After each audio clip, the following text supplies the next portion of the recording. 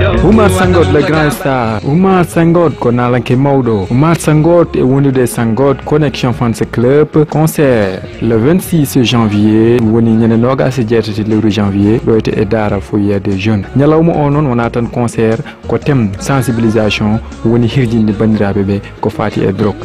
Ñalawma o non wada ko yesso teddungal Samba Diobenka directeur de la SAET, Mam Bouna Sall député, Aynou Mbeng député, Mam Ngoneka banque Aynabe, Madame Ndeye Fatou Gissé, Koumba Diaw maire Sangata, Mbengel Lam, Madame Nian hôpital Diallo, Idi Samba mouvement de Jolof en marche, Monsieur Sow lycée Daouda Sow, Monsieur Sow ex-CM1, Monsieur Ngom CM Angle l'Islam, Khaw Dioum tailleur, Marad Dieng tailleur, Nar Diop tailleur, Modou Ngom marchand, Monsieur Ahmad Dem coiffeur, Monsieur Moustapha Lo surveillant Oreca, Monsieur Sambaba surveillant Kamen, Monsieur Dial Diop le Jolof, Monsieur Cissé c'est un franco-arabe, Bandrabe Sehilabe, Sanghott Connection Fans Club, Kanyumi et collaboration avec Oumar Sanghott, qu'on est le 26 janvier, doit être foyer des jeunes.